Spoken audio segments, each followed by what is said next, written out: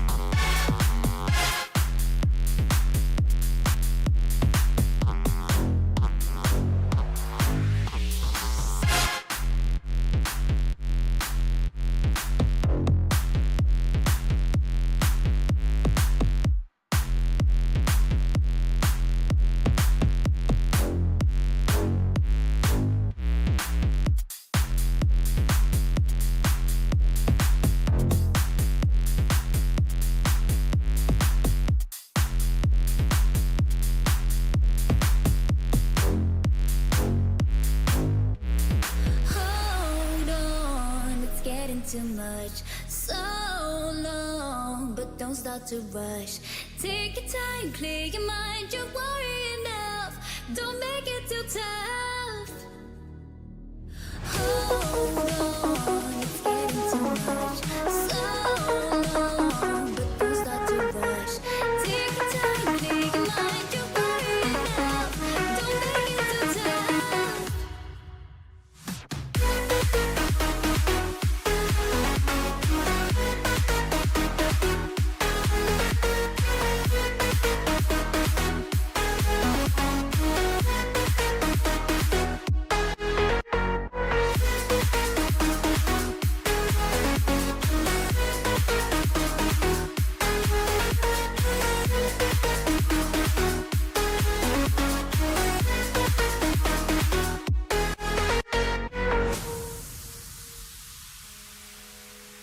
Hold on, it's getting too much, so long, but don't start to rush.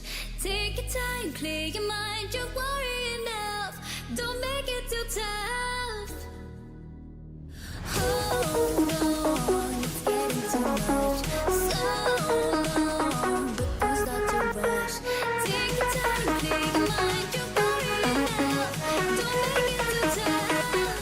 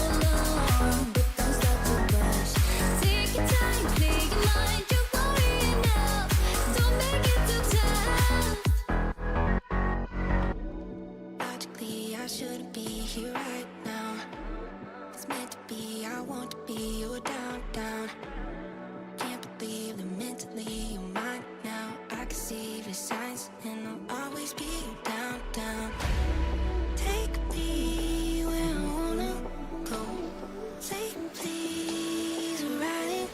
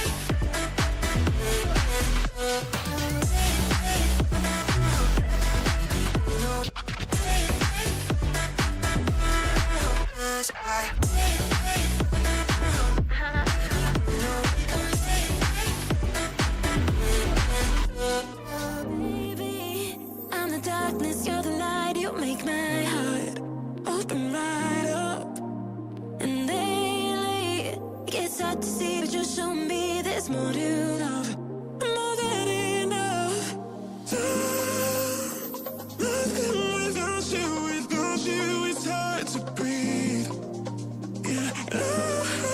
I'd love to see Hirai, who's been around for forever, actually giving T1 the respect they deserve as an org. Yeah, I think at this point, KT is still in a very comfortable spot to play out regardless of what happens. But you really want to have that perfect split, have the complete momentum, show no weaknesses before you get to the end of the regular season. Yeah, absolutely. It's going to be a very interesting Saturday showdown. We'll see exactly what does happen after we go to the intro and over to the casters. Hope you guys do enjoy the Saturday showdown.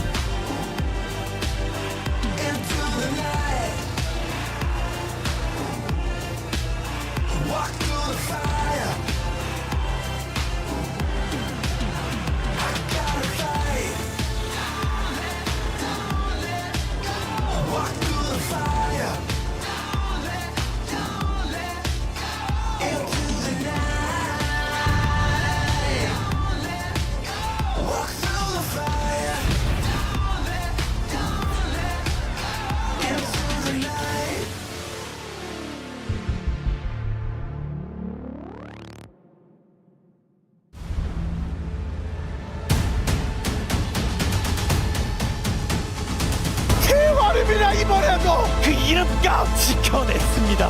무려 10연패. 하지만 오늘 그 연패 끊었습니다. KT의 전성기, 우리의 전성기 지금입니다. 1번 KT 맞습니다. 또 마음을 내려놓고 본인들이 잘했던 시절 떠올리면서 잘 풀어나가는 게 중요해 보여요.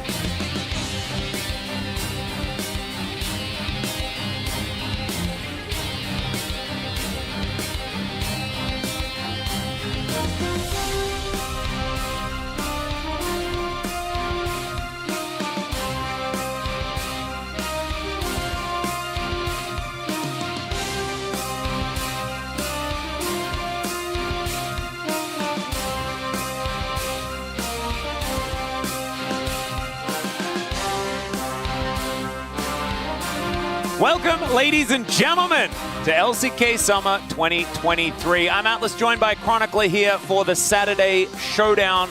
Got to check out some of the fans over at the CGV in Yongsan as well, the iPark CGV, where they're also able to watch the game. It's actually really, really cool. There's a cinema with like the LCK signage out the front. Took a photo in front of it a little while back.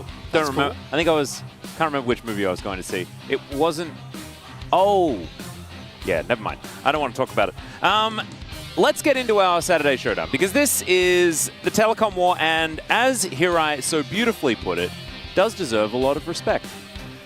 It does, even though this is the first time, as the desk already hinted towards, that the telecom war feels very firmly in favor of KT, which is kind of crazy to think about. KT have just been incredible, and T1, and again, echoing the sentiment on the desk, even before Faker, had shown a lot of worrying signs. The loss to Nongshim, even though they didn't lose the series, but when Nongshim was able to just straight up outfight them with Nila's, or Jiwoo's Nila, was kind of a sign. And then as soon as Faker left, the team completely collapsed, unable to beat DRX last time around as well.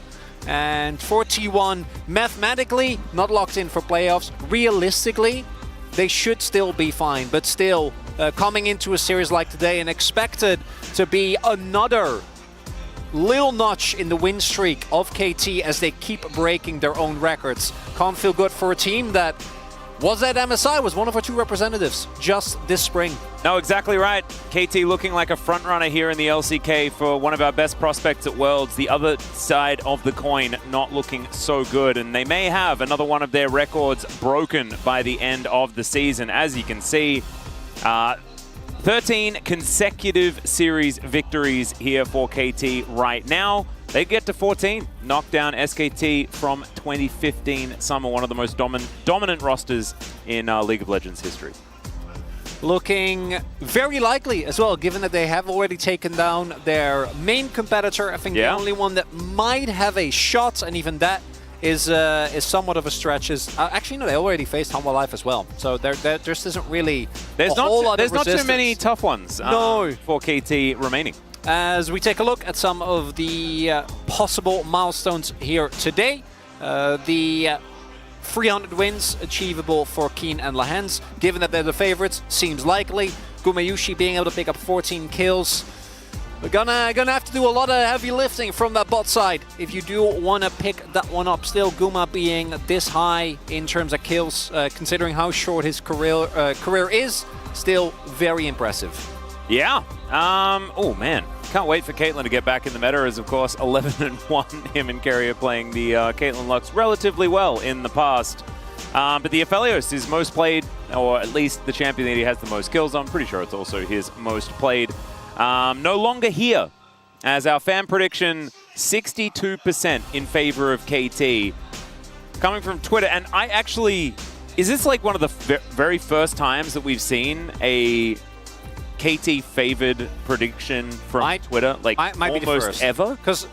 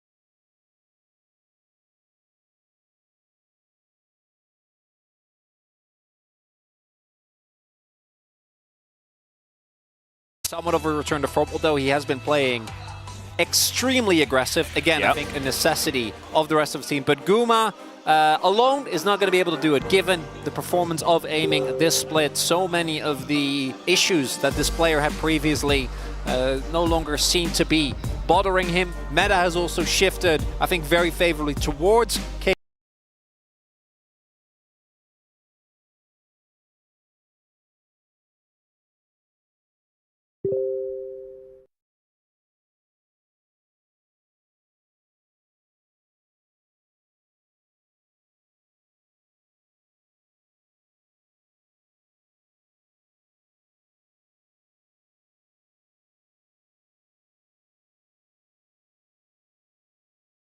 Anyway, aiming big milestone here. And I think he'll make it towards those next 3 games as well to move even further up in those particular standings. Maybe not 3 games today. That is the expectation. I am very, very happy to be surprised and wrong. Because if T1 somehow managed to turn it around, especially with Poby on the roster, then that could mean a big resurgence, and they're going to need one if they're going to make it back to international form. Because it's crazy, like I don't understand the curse, Chronicler, but whenever Worlds is in Korea, T1 is not invited. No. They're not allowed. No. 2018, no. 2014, no. Every other year, they're always there. And that's, maybe they just love getting on planes, I don't know, but whenever Worlds is in Korea, it doesn't quite work for this team. And I think this time around, again, even because Poby is a clear weak point, but at the same time, you can't really hold it against him, right? You can see that Poby isn't able to have the same impact. Yep. This is a player that was called up to Challengers, and even you might argue that that was already a tough call-up for him, that the level of play in Challengers was something that he wasn't necessarily accustomed to, would need a lot more time to grow. Their Challenger roster was also all kinds of struggles as well. So not the best environment to be brought up in either, and then taking that into account is going up against BDD, who just got off of a very, very one-sided victory against Chovy, a player that at times has really been able to step up and outperform him. So BDD right now just looking incredible. So even for what I would say is by a large margin the second best mid laner in the LCK at the moment, that was a task that just wasn't. It was a first-time Jace, a career first. Yeah, and we have to go back to the curse as well, because what happened in the years where SKT didn't make it or T1 didn't make it to the World Championship? Summer Final was won by KT. Happened both times. Wasn't it also in 2020 when T1 didn't make it? Wasn't it Gen G with BDD that knocked them out in the gauntlet? In 2020? Yeah. Yes, it was, yeah.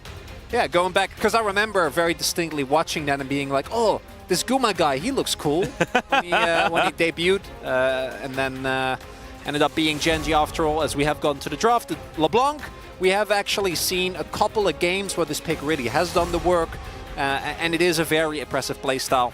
So with the Azir and the LeBlanc already out, Tristana should be very high on the priority list here. Would expect T1 to pick them up. KT going to go for the flexible Rel, obviously playable in both jungle and support, so not giving away too much with their B1 here, keeping a lot of flexible options open for them.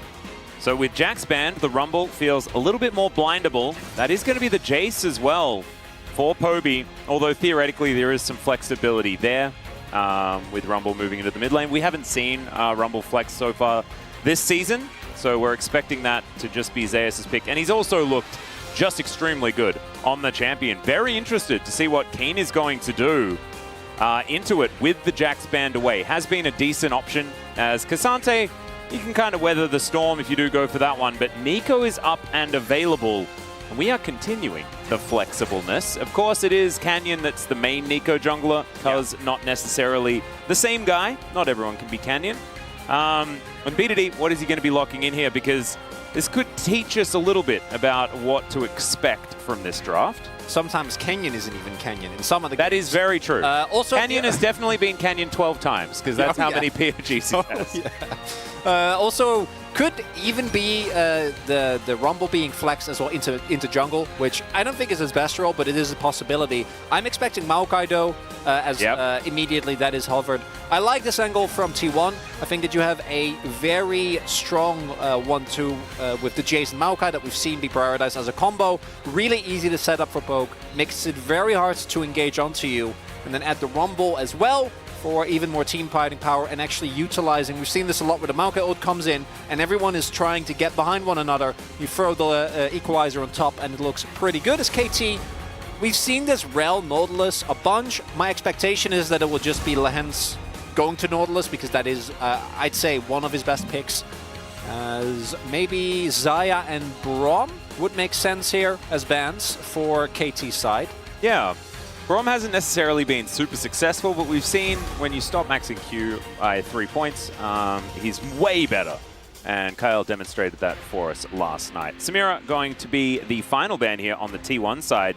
An interesting one, of course, Smearl still available for KT, not anymore. So unfortunately for Chronicler, I'm not going to be able to say Smearl all that often in this particular game. That twice. Still hoping that I can say Smearl in the next game, Chronicler. So Vera's locked in here for Gumayushi. Is a pick that we've mostly seen in the lethality form, which we are not huge fans of. In this draft, though, makes perfect sense. You have the right setup for it, and it might be tough to actually get near anyone on KT with the amount of threat This that is a they Nasus have. angle. I would love that. I would love that a lot. It almost is. It just, you really can't do anything as lethality. No, I mean, it just kind of walks at you and you die. Yeah, it's also playing. I think the only problem is that even though Nasus can be really good into AP, I think Rom was too big of a lane bully to really it's probably not get gonna through. work. It's interesting though that the Renekton gets picked because we have actually seen the Rumble in isolation, even against Skin, be extremely successful as aiming, going back to the Zeri was one of his better champions. Oh, okay. As T1 might be looking to really amp up the aggression here. This is a strategy that has been severely nerfed, but it was a time where T1 was the most successful in spring when they were able to utilize this a lot. I'm not sure about the Kalista support. That ship has most certainly sailed. The Braum though, he's got a ship. He's holding onto it. Use his door as a little raft. So that one hasn't sailed yet. And Kerry gonna lock that one in. Kerry has been playing Braum on and off recently. I think he sort of started it as well before Braum really had made his mark in the playoffs. Might have even been in the final last year. Yeah, there was also the Carrier game where he played Engage Braum. I hope that doesn't happen. Yeah, we're hoping again. That was not what you want to see. I think the T1 comp though, it's a very cohesive poke comp. I think the Rumble adds a little bit of laning pressure and allows you to use that equalizer both offensively if you have a good angle or defensively if KT dives on top of you, which they definitely will with Nico, with Rel, with Nautilus. My main issue though is that I think T1 has not looked that great in setup, in rotations, and in how they play around waves and are able to get around the map. And with a poke comp, you're going to have to set up shop first. You're going to ideally get a little bit of vision denial going so that you can actually reliably land your poke. And that level of cohesion, I don't know if T1 have that right now. Where's the KT comp? You see target, you go in, you kill target, and then Zeri wins the game. Yep. And Nico Rel, absolutely fantastic synergy between these two champions as well. Magnet Storm, Pop Blossom is very, very scary. And having double supports, double engaged supports, really does tell the story of how this one's going to go. But like you say, T1, a lot of cohesion on this one, a lot of lane pressure towards the top side, and Poby could be able to figure it out in the mid lane as well. They have vision control options with saplings and things like that that could help mitigate some of the earlier issues. See whether it works as we hop into the Rift for game number 1.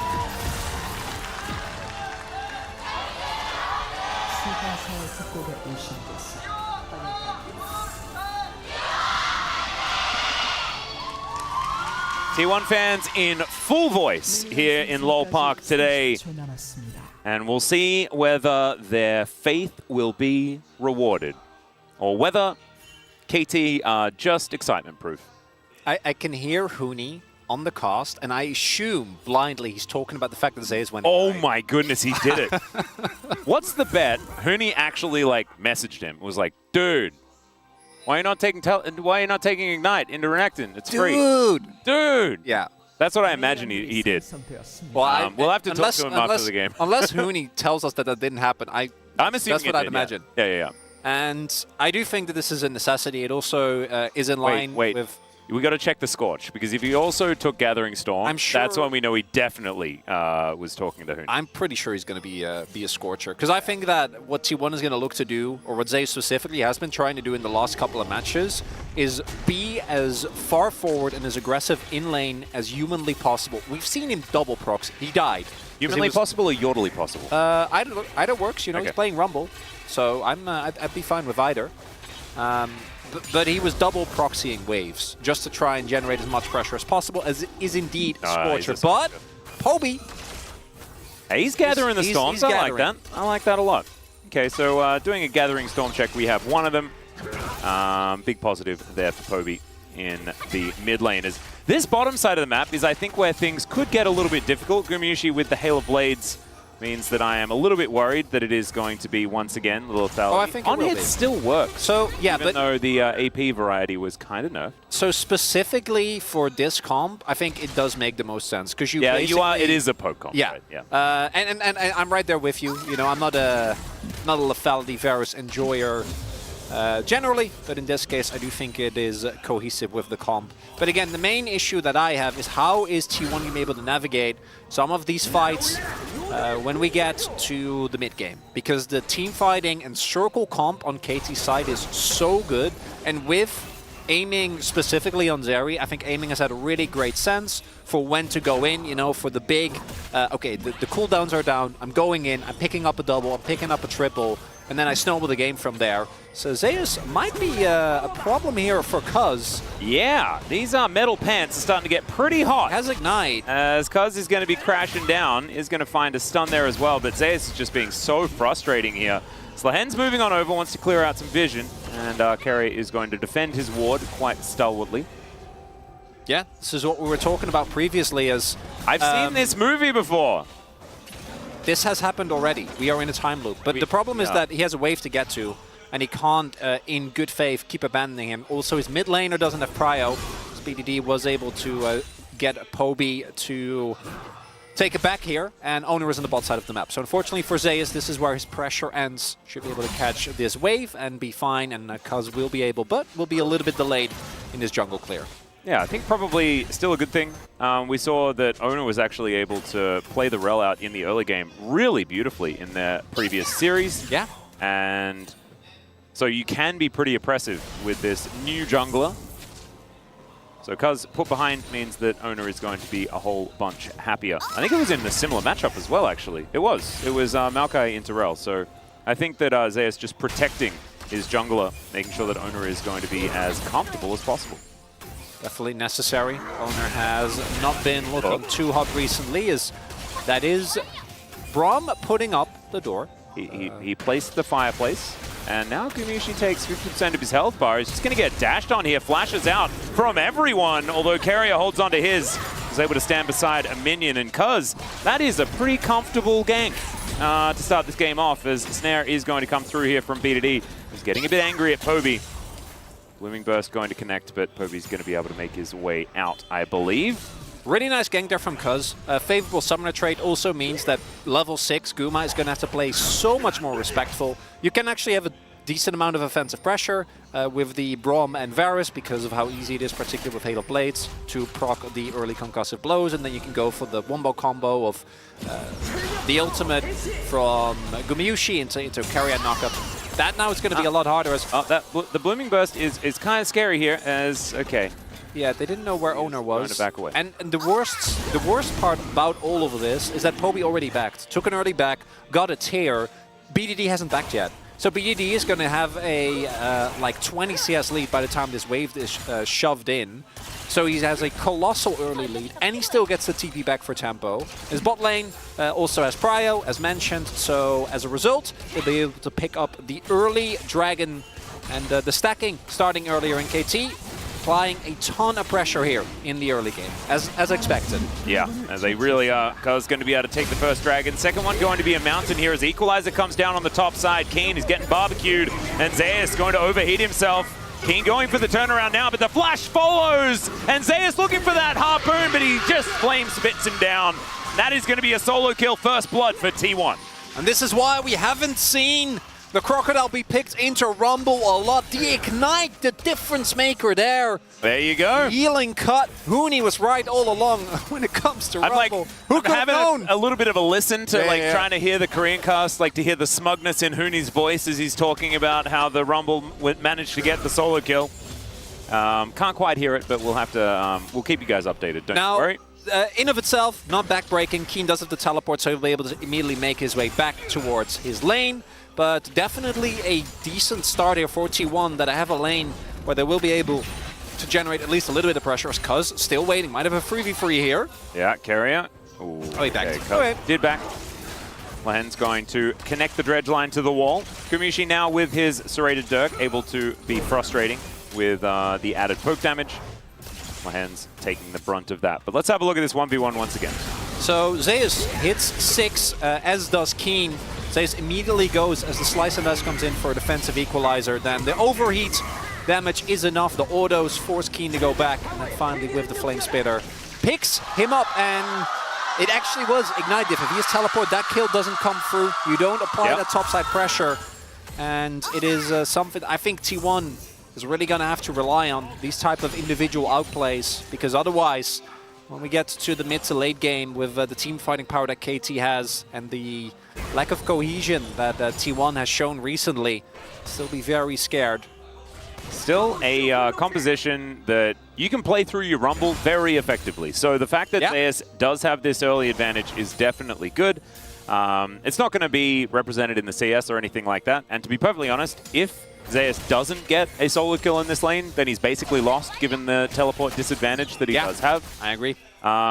So we'll have to see whether he can continue putting on this pressure. Now has the Storm Shoes as Lahen's is moving over, but Owner in great position. Q comes forward. There is the equalizer down once more, but Zeus is already dead. Owner is going to be able to push them into the barbecue, but it's just not going to be enough. And he's going to have to back away. So really nice answering kill as now Carrier is going to get crashed into. BDD is looking for Poby, though. Pop Blossom goes up, comes down, and Poby is going to try and walk it off. He will be able to do so. And Carrier, the door value is quite high today. Actually getting a ton of value out of that, but I think the damage still has been done, right? Lahen's gets a wonderful roam. This is one of his trademark moves. How many Lahenses are roaming as well? Because you've got Cuz and Lahen's, and it feels like Lahen's is like doubled up and he's everywhere now. Yeah. Because in fact, those two players, their synergy has improved so much that even their style and their positioning and the way they aggressively play is very similar. So it's a scary prospect. I think Owner and Carrier are going to try and have to get out. No ults available. They might be in deep trouble here. Yeah, no Pop Blossoms, so you're not going to have to worry about that one necessarily. I say aiming, but I got Nico'd. It was just BDD. Well, it was aiming. But it was technically the BDD version. I do think, though, without the ultimate from Carrier and Owner being available, that there should be no opportunity here for T1 to contest this. And most notably, Zeus doesn't have Equalizer. And I think that without Equalizer, trying to go for a play on the Herald is definitely optimistic. T1 really doesn't want to let this one go. And they won't actually have to, at least at this point in time. Yeah. No Magnet Storm or Dominus or Pop Blossom, right? Like there's definitely no depth charge. So T1's going to be able to move on over. They should be able to secure this. Nice. Yeah, bit of an investment, of course, with Carrier sticking around for a little while longer, but they are still going to get the prize that they were looking for. Should mean that T1 can grab themselves some plate gold as well. As we take another look, Lahen's just a few seconds earlier. If Owner gets here first, if they have vision of Lahen's, then T1 might be able to settle the play, but Lahen's timing just so crisp, simultaneously getting the kill, and they also would have tried to turn this into a rotation toward the Herald if the mid play had worked out. Carrier, though, very much in time as well to keep Poby alive. Doesn't change the situation that right now BDD is, again, as expected, absolutely crushing the mid lane matchup. Yeah. And that is going to remain a problem. If this Jace isn't online, I do think the T1 composition loses a lot of the oomph that you're looking for, particularly the mid game when you're looking to, get your two lethality poke champions on a 2-item spike. If that is severely delayed, composition loses a lot of its power. And when we get to like late game, I do think the T1 comp will really struggle with consistent damage. As Keen wants to go. He is going to face check Owner here, and it's just going to slice and dice away from the tree. Rumble not going to be able to move on over. Does have Flash and Ignite back up and available, so this Yordle in a robot is very scary at this point in time. Yep, even his voice, a little bit scary. And in return, KT is going to say, okay, Owner shows top, doesn't do anything to King. Completely fine. We'll take our second dragon. We'll see. Orcs is here, and I assume paying attention. Oh, but this is actually one of the only times where I'm going to say Chemtech Soul wouldn't be that bad. Because BDD really likes using the Mega Cones. on That Nico. is true. You know? I forgot he about that. got some practice. He got Oh, some he did. practice. He messed up the first time real bad and then nailed it. As Shelly does Parko Skull into this top outer turret. Seems that T1 know exactly where their bread's buttered, and it's with the Rumble. And so they're going to invest a little bit more money into him, as Poby going to get pushed out of the mid lane, have his back stopped as well, as 2 plates could go over here, and there they go. BDD going to be able to secure that one, as Lahen's going to move on back. And Ona comes in just to try and at least make sure that this experience doesn't go begging, but something needs to be done about this mid lane, especially with the fact that I love that KT have prioritized getting early Drakes as well, as the Equalizer comes down just to clear out this wave. Definitely important for the Ignite Rumble. But I love that KT are getting these Drakes as early as possible, because like you were talking about, these 2-item spikes are so dangerous. Trying to get to Soul Point before that comes in is pretty powerful here for KT, because you will be able to have so much extra setup time with Soul Point available into this composition that may not even get there. As BDD, that spacing, glorious. The minion spacing, nicely done. Really well played. Poby not going to fall for it now, though, as BDD. That's a flash Pop Blossom, as aiming's going to come through. Is this just going to be a Zeri kill? No, it's Cuz just going to stab him. And that is the first kill in a little while, or at least the first kill onto Poby here in this mid lane. Ona going to come on in just to try and tidy this one up as best he can. And aiming moves back down towards the bottom side. And this is actually one of the composition styles for me, Chronicler, like, that is the most scary for KT. Because it's when aiming is on a hyper carry, but they don't care about it at all. They don't play through it at all. And he just somehow passively becomes okay, and then he carries late anyway. But he's just not part of this story in the early game at all. So the problem for T1 is that as good as Lethality Varus is, you don't win the all-in against Zeri. Because Zeri's all-in is just so much stronger, and topside play is not really working out just yet. Yeah, Cuz moving on in as Zeus. 50% health right now. Keen wants more. The Twisted Advance comes down. There's the Magna Storm. Keen's already flashed out, though, and the crash down comes through as well. T1 did have the rotation of Poby coming on up there, and so KT did not want to bite off more than they could chew, even if Keen really wanted to. Trade of summoners. Keen flashing out as owner. Yep, sometimes Lahens just wants to do some battle. As the stun does come through here, Owner actually pretty happy about the situation for now, especially with Carrier turning up. And Gumayushi going to come on over as well. So Aiming's going to take a first turret in the bottom side with no response. And T1 do steal away the blue buff. Not the best of trades. Unless you're, KT, then it's a great trade. Then you're feeling wonderful. All you ended up giving up was a blue buff. And Keen, his flash, does now teleport in here. I don't know about that. That might be a little optimistic. As I was wondering whether Owner was going to actually make his way over. We do have the reinforcements coming in. Turret will still go down. Yeah, Keen not able to kill the minions quite in time as Lahen's moving on up. There's the flash.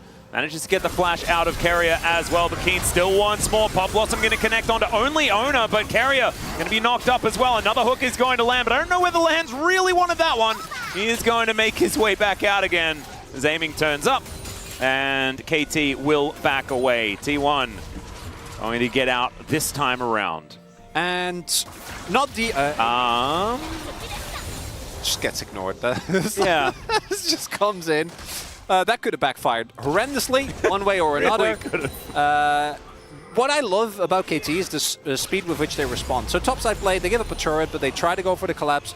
I'm pretty sure Zeus now is dead. There is no teleport available to help him here. Cuz has Magnet Storm and Flash. Yeah, he's going to crash on top of Zeus here. Let's see whether he can do a bit of damage before he does get out. Is the Blast Cone going to be respected? They're on their way. Yeah, and there it is. So Zeus throws down an Equalizer, but it's not exactly optimally placed. Still going to flash over the top of it as Carrier comes down. Nature's Grasp going to come in as well, and that means that Zeus just bought enough time. Does have to flash, so successful gank, but he keeps himself alive. The bigger window for KT is that there is no Equalizer available for this fight. In 2.5, or with a 2.5k gold lead, we're close to as a... Well, that's just an ulti from aiming, as that is now also an ulti on cooldown, but if Gumayushi is dead, then they're definitely not going to be able to fight for this Soul Point. As aiming is just looking for another turret. This is like... the most unfettered Zeri that I've ever seen. Like, I loved his Witness Me on the top side of the map just because he wants people to realize that he's in the game. He's trying so hard, and he's just getting money everywhere, doing everything, and oh man. So this is the tragedy for T1. Like, Guma's sidesteps there were so nice. Like, him being able to stay alive here, big, doesn't matter at all. Completely irrelevant. They're going to lose the Dragon. That Soul Point going over to KT. KT still get the mid lane turret, and it is just the consistent pressure that is paying off for KT here. And this is what we were talking about. We wanted to have like 2-item spikes ready for fighting for Soul Point and things like this for the Jace. The Jace doesn't even have one completed item yet, right? Like, it's so far away from getting this composition online. And yeah, the early game can be difficult with comps like this. There are a bit like ways for you to fight around neutral objectives even late with poke compositions like this if you can keep your opposition at bay. Feels like KT have managed to accelerate this game. Okay, there's a whole bunch of friends that are going to turn up. He does go into Dominus mode, but I don't know whether it's going to be enough. The concussive blows come in. He's slicing, he's dicing, but he's not getting out of this one, and that is going to be the kill. Does go over to Ona. Probably would have liked that kill gold onto Zeus, but you'll still take it. They're going to even out that kill score at the top of the screen. Not the gold, the kill score at least. It's something. It's not really what you need, but at least it'll get you a little bit closer. Lahens should not walk up to this brush, does not do so.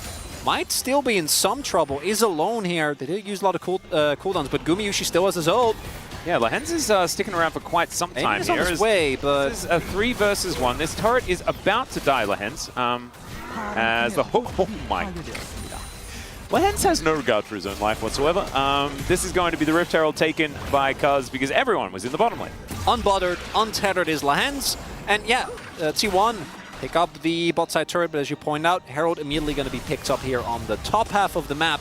Just feels like T1 isn't ever able to actually trade because KT has been so good about consistently having the cross map ready. Cuz in particular really want to credit his pathing. Every time that T1 is making a play, he already is in position to either shove a turret, zone someone out, take the blue side jungle, or right? Or rather the blue early on. There is another flash pop blossom, and Gumayushi is just dead. BDD able to dash cannon his way out of this one as well, and that is aiming, picking up his first kill.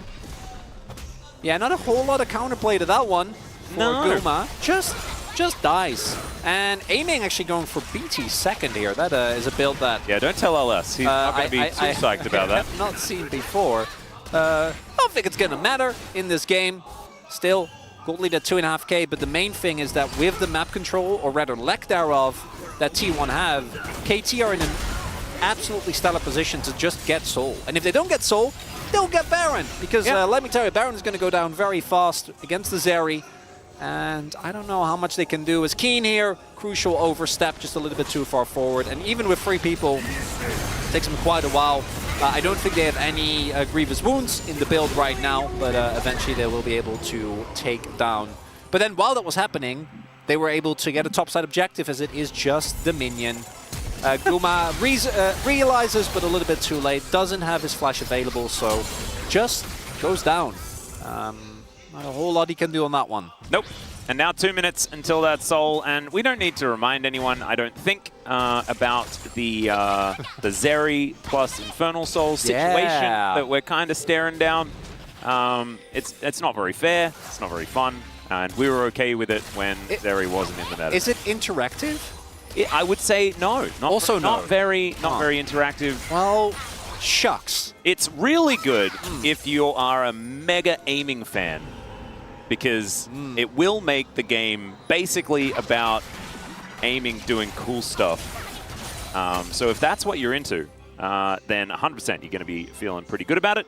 Yeah, he's 1.7k ahead of Gumayushi right now. Gumayushi does have his 2 items now completed. Poby's still looking for his second. As like ships in the night, they pass each other here. Glass half full kind of guy. All right. If T1 can stack multiple Infernals, you know, they're and they're 4 Infernals? Yeah, that's good. Oh now, my goodness. I would prefer it if you did not ask me how, because I don't No, you quite have an get answer to that set one up yet. on the Drake, utilize 2-item power spikes with the relative lack of armor that KT has. Lethality's still doing a fair bit of damage. And you can approach via your saplings and just hope that Lehens and Cuz aren't there.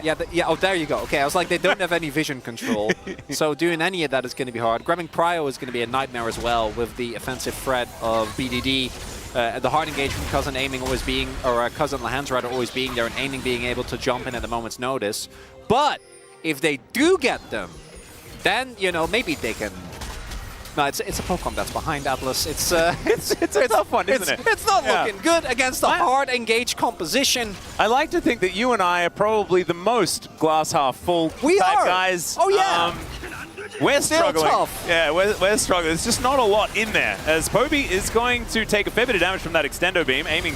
Still trying to find an avenue in, and maybe just killing Lehens is going to be a good way to do it, as the crash down doesn't quite work. The Flash Magna Storm's pretty good though, but the Nautilus is still dead. Now the ulti comes out from aiming, and the two-man Pop Blossom is pretty fantastic, especially if you can kill the Rumble. A double for BDD as aiming really wants to skate over. Instead, he's going to have to flash aggressively, as that extendo beam just fantastic.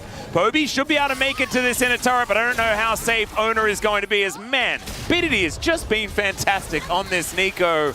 It's him and Canyon for me. They're the two best here in the LCK, especially for their performances this season. And KT will just grab themselves an Infernal Soul. And I think Lehens knew what was going to happen to him when he took this 100%. He was aware. But look how much they have to throw into killing just one silly little Nautilus that's just going about his day. Magnet Storm comes in. The teleport forces the Flash of Guma, and it doesn't even get into safety. We see there as well, Carrier not able to actually block that much because Pop Blossom still does a ton of damage, despite the fact that you put up the door. And that is very much the end of the glass half full situation. The glass is in fact not full. Well, the problem is it can't be half full if it's empty. This is the problem, you know. It can't. That we can have like varying amounts of liquid in the glass, and you can just say that like, oh, but it's a shot, and so therefore it's full because it's like a full shot size, even though it's very, very low in the glass. But now that it's empty, it's just empty. Hail Mary. All right. All or nothing. Do you get the Baron? We're refilling the glass just a little bit. Let's see whether T1 can steal this one away. As BDD's just flashing in, he finds the three-man instantly. Gumayushi is dead. They had to go for it, didn't they? But it just wasn't going to work out. Equalizer doing a fair bit of work there, as aiming's just going to grab a few last hits in this fight as he skates over. Carrier's going to show them his really cool fireplace, but he's just going to try and waste as much time as possible here.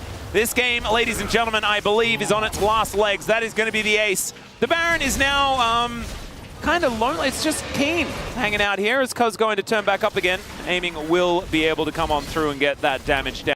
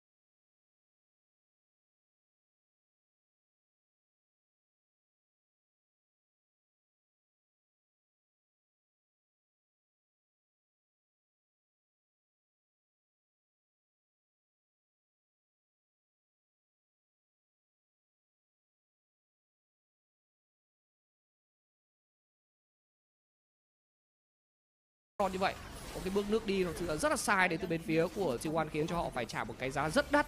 Và bây giờ đây sẽ là hai đường lính siêu cấp chuẩn bị có dành cho bên phía của KT Rolster. Còn cánh trên này Kim đang lùa Pobi về tận trụ 2 luôn.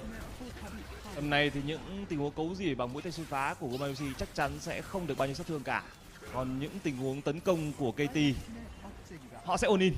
Với đội hình này của KT họ sẽ không đánh cấu rỉa, mà họ sẽ làm một cú để lấy luôn mục tiêu lớn và làm một cú để kết thúc luôn cả ván đấu. Họ đã có được 2 đường lính siêu cấp sau Cameron vừa rồi. Một Cameron vô cùng đơn giản cho phía KT Rolster với một màn make play đỉnh cao của BD. Họ mở để all-in và họ đã tấn công all-in. Nó nằm xuống mà không kịp chung, cuối cùng cái tốc biến gì luôn. Chết trai. Không kịp làm gì bởi vì cái lượng hiệu ứng đến từ bên phía KT Rolster là nhiều quá. Móc bò đeo lại trúng vào Pobi rồi. Và Pobi chuẩn bị lên bàn đếm số nổ hoa lại 2 người đến từ BDD. Những cái cú nổ hoa đến từ BDD trong ván đấu này nó chỉ là 2 người trở lên mà thôi. Và T1 bị quét sạch hoàn toàn bởi các thành viên bên phía của KT Rolster. Và đây sẽ là chiến thắng rất hủy diệt đến từ KT ở ván thi đấu thứ nhất ở ngay thời điểm phút thứ 28.